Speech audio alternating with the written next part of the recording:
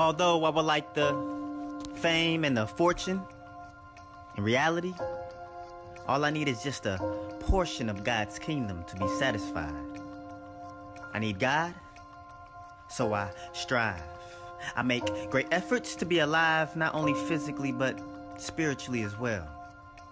Yes, I am well because God saved me from that well I was trapped in for 18 years. I was drowning from all the tears that I've accumulated from all the years, from all the trouble I've been through. In a sense, I was drowning my own self. I only had sense to pay the price for my life, but God said, son, that's not enough. That's why you need to accept Jesus Christ. He said, Jesus is the way and the life, and he has paid the price to make all things right so you can save those sins and use the sense I've given you to see. I wasn't always drowning, though. God eventually gave me the strength to tread. I would kick my legs and push the waters with my hands. Finally, I could breathe again. God gave me the strength to do it on my own. So I figured I did not need God anymore. I was solely dependent on my flesh to hold me up. But God said, son, that's not enough. For the mind that is set on the flesh is hostile to me. But I continued to tread because in my head, I did not need anyone if I could do this on my own. Yes, I was a typical teenager who thought he was grown. I was 13 with the phone that I used to call females whom I thought I could bone whenever I was home alone. I was a young black male with a cell that was leading me to hell because its main purpose was just to feed my flesh. And that's when I started to drown again. While heading to death, I was grasping for breath because the water I was submerged in hindered my process of respiration. Too much fornication led to the separation of my God and I.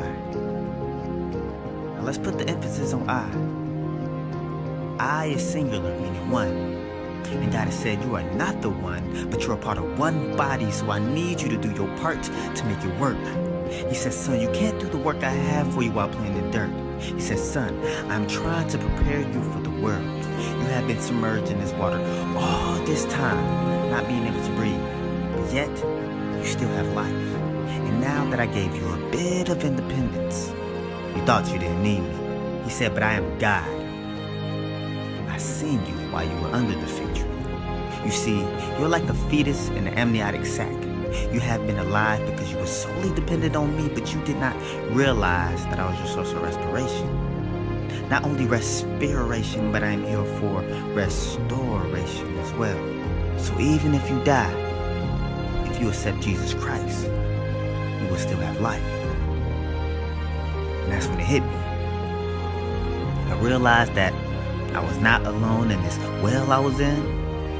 It's not my home. And all this sin I was committing was just wrong. So, I finally stopped kicking. I finally stopped pushing. And then I hit the bottom. And at this low point in my life, I accepted Jesus Christ as my Lord and Savior and became dead to sin. But to my surprise, I was able to open my eyes and I seen a light shining from above. It was something like a dove that flew down to rescue me. As it got closer, I could tell that it was Jesus. He began to take the weights off my shoulders and said my old life was over and I was made new. From him, I began to float to the top. My head got above water and I was able to breathe again. Jesus cut my umbilical chains to set me free. And then I was delivered. He placed me into God's arm, and as I was being welcomed into this new life, I heard, LaVance, I am your father. As you begin to walk in my will, it will get harder. Better yet, challenging. But I will always be there to pick you up. Just remember to solely depend on me, and everything will be fine. And then I began to cry.